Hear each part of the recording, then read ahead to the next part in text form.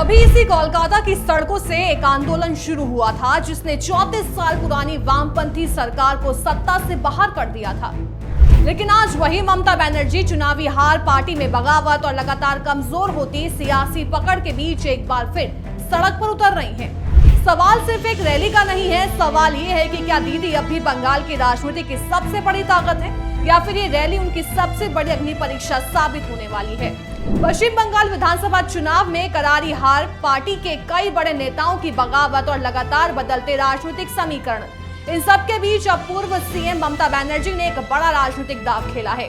चुनावी हार के बाद पहली बार ममता बनर्जी राजधानी कोलकाता की सड़कों पर शक्ति प्रदर्शन करने जा रही हैं। लेकिन ये रैली जितनी राजनीतिक रूप से अहम है, उतनी ही कानूनी और प्रशासनिक नजरों से भी चर्चा में है, क्योंकि इस रैली को लेकर पहले कोलकाता पुलिस ने अनुमति देने से इनकार कर दिया था। इसके बाद तृणमूल कांग्रेस सीधे कोलकाता हाईकोर्ट पहुंच गई। लंबी सुनवाई के बाद हाईकोर्ट ने रैली की इजाजत तो दे दी, लेकिन कई सख्त शर्तों के साथ। अदालत ने साफ कहा कि रैली निकलेगी, लेकिन तय नियमों के भीतर। रैली का रूट भी बदल दिया गया। अब ये रैली बालीगंज फारी से शुरू होकर हाजरा मोड़ तक जाएगी। समय भी तय कर दिया गया है। रैली सिर्फ शाम 4:30 बजे तक ही निकाली जा सकेगी, यानी सिर्फ 2 घंटे। इतना ही नहीं, हाईकोर्ट ने रैली में शामिल होने वाले लोगों की संख्या भी तय कर दी। ज्यादा से ज्यादा 1000 लोगों को ही रैली में शामिल होने की अनुमति होगी। सड़क की एक लेन हर समय खुली रखनी होगी ताकि आम लोगों को परेशानी ना हो। अदालत ने लाउडस्पीकर के इस्तेमाल पर भी रोक लगा दी है। सिर्फ हैंड हेल्ड माइक्रोफोन के इस्तेमाल की अनुमति दी गई। इसके अलावा रैली खत्म होते ही भीड़ को तुरंत हटाना होगा, यानी कानून व्यवस्था और ट्रैफिक पर किसी तरह का असर नहीं पड़ना चाहिए। लेकिन सवाल है, आखिर इस रैली को लेकर इतनी सख्ती क्यों? दरअसल कोलकाता पुलिस का कहना था कि आयोजकों ने तय प्रक्रिया और समय सीमा का पालन नहीं किया।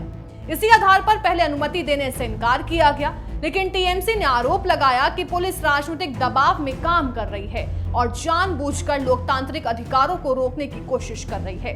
पार्टी का कहना है कि शांतिपूर्ण प्रदर्शन करना हर राजनीतिक दल का संवैधानिक अधिकार है।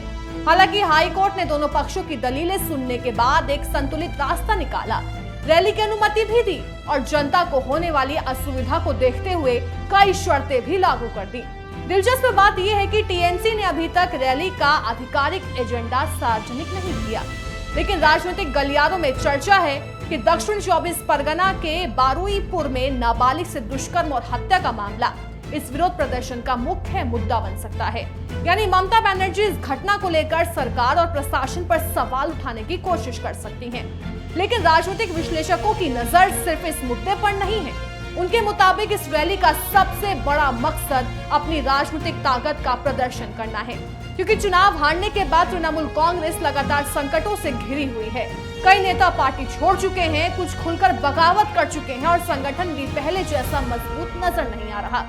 ऐसे में ममता बनर्जी के लिए ये रैली सिर्फ एक विरोध प्रदर्शन नहीं, बल्कि अपनी राजनीतिक मौजूदगी का बड़ा संदेश देने का मंच है। याद कीजिए, ममता बनर्जी की पूरी राजनीतिक यात्रा सड़क से ही शुरू हुई थी। धरना, प्रदर्शन, पदयात्राएं और जन आंदोलन, यही उनकी राजनीति की सबसे बड़ी पहचान रहे हैं। इसी शैली ने उन्हें बंगाल की सबसे लोकप्रिय नेताओं में शामिल किया और इसी अंदाज में उन्होंने कभी वाम मोर्चे के 34 साल पुराने शासन को चुनौती दी थी। अब सवाल यही है, क्या वही सड़क एक बार फिर ममता बनर्जी की राजनीति को नई ताकत दे पाएगी या ये रैली बंगाल की बदलती राजनीति का एक और संकेत साबित होगी? फिलहाल सबकी निगाहें कोलकाता की इस रैली पर टिकी हुई हैं। क्या तय सीमा के भीतर टीएमसी अपनी ताकत दिखा पाएगी?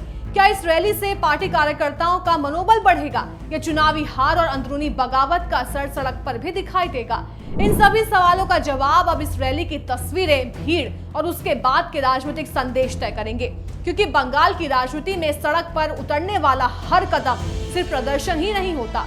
कई बार वही कदम सत्ता की वापसी की शुरुआत भी बन जाता है और कई बार राजनीतिक गिरावट की कहानी भी लिख देता है।